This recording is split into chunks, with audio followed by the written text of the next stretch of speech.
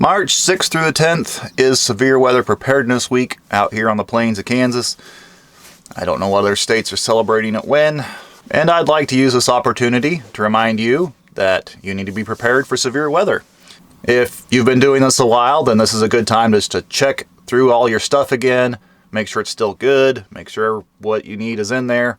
And if you're new to getting prepared for severe weather, then this will be a few pointers on what to do. If you'd like some more information about being prepared for severe weather, then head on over to weather.gov. Now each day has its own theme, its own topic, and while I would really like to make a video for every single day of the week, I simply don't have that kind of time. So I'm just going to hit a couple of the important ones, and today's video is specifically on preparedness. How do you get prepared for severe weather? Well, I would say the first thing you do is get on your smartphone and download a couple apps. First, you should probably start with a good weather forecast app. I use my radar. Of course, there are plenty of other apps out there, lots of apps. That's just the one that I kind of settled on because the radar function of it really lets me see where the storm is at and what's going on. But just download a weather app. You probably can't go wrong with it. And of course, the point of having an app is it will alert you if there is severe weather in your area. The next app to download would be the FEMA app. It does have severe weather alerts built into it, but the thing I really like about it is beyond that, it also has some guides and information about how to be prepared for situations or what to do during those situations. And they also have updates on natural disasters and other events such as chemical spills or whatever that may be in your area. So there's a lot more to it than just the weather. It's a really good app. Now that you've got a couple apps on your phone, I want you to head over to ready.gov/plan-form. I'll put a link down in the description below. It's an online form, and when you get done with it, you can click Save as PDF, so you can download that PDF, or you can email that PDF to friends or whatever. But this form will walk you step by step through your plan. It is really good just to help get everything laid out in front of you, help you see it, help you visualize it, help you think about it. And like I said, once you're done, you can save it as a PDF and share that with friends and family, whoever you need to.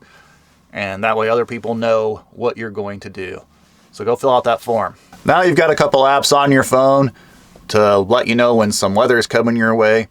The next thing to think about is where are you going to shelter? For most situations, you're going to want to shelter in place. The two exceptions that I can think of are floods and fires. Obviously, if your house is going to flood, you don't want to hide in your basement. And if you got a fire coming your way because, lightning and strong winds kicked up a grass fire, like can happen out here on the prairie of Kansas, you don't want to hide in your house while it's burning down either, right? So those you need to have some sort of bug out, evacuation plan going. And I'm really not going to talk about bugging out very much in this video. I'm going to focus on the shelter in place. Because in my mind, if you're set up to shelter in place, you can do it in such a way that you can bug out and take the stuff with you.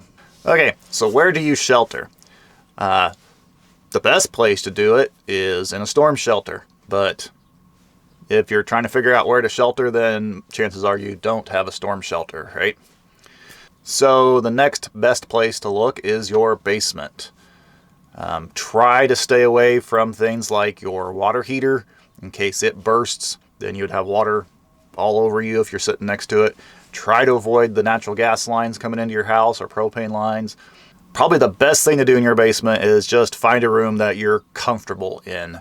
If you don't have a basement, then choosing a central room in your house, even a closet, is a fairly good approach.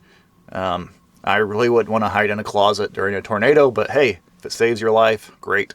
If you're really serious about getting yourself a place to hide, there's companies that make these bolt-in storm shelters that go in your garage on a concrete slab. From what I've seen, that is probably the most economical way to go. And don't forget to look around your community for storm shelter signs. Out here on the plains of Kansas, there's actually several businesses that have tornado shelter signs plastered on the outside of their business. And a lot of RV parks and mobile home parks and that kind of stuff, they have designated concrete shelters that you can go hide in. So look around in your community, see what's out there. Once you figured out your shelter, then you need to figure out some supplies for it. If it's in your house, you can go pretty overboard with stocking it. Not too much of an issue there. But if you got to run to a community shelter, then you need to put yourself together a storm bag or go bag. I would recommend keeping it small and light, like using just like a day bag like this.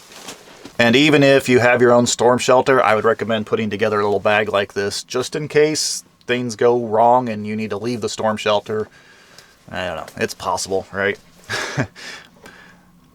But what things do you need in that shelter? I'm not going to go through a point-by-point list here because that would take way too long, but I do want to talk about a few things that people forget about. And the first item that people really forget about is water. You need to have 3 days worth of water in your storm shelter, or 72 hours as a lot of places will word it. And that means 1 gallon of water per person per day. And don't forget the pets. A lot of people forget to bring food and water for your pets. But water is probably the most important thing, and I think that's something a lot of people forget because they focus on food and other things, and it just slips their mind that, oh hey, we're going to need a lot of water down here. So a lot of water.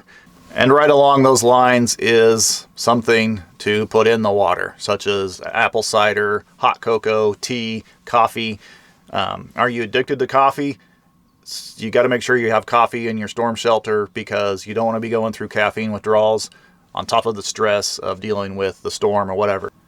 And since you're bringing food and water into your shelter, that means you're going to be eating and drinking, and a few hours later, you're going to need to be getting rid of that waste, right? The easiest way to do this is just get yourself a 5-gallon bucket, some trash bags, maybe some kitty litter. They make toilet seats that snap on to 5-gallon buckets if you want to get fancy with it, make yourself a little more comfortable, whatever. But yeah, just make sure you have yourself a toilet put together somehow. Another item make sure you have in your kit is gloves. You might be dealing with broken glass or having to move branches or debris or all this stuff once the storm has passed. And the next thing I want to remind people to make sure you have in your storm shelter is tools. I have a little tool bag put together here with tools, and I've got things like pliers and wrenches, a folding saw, pry bars,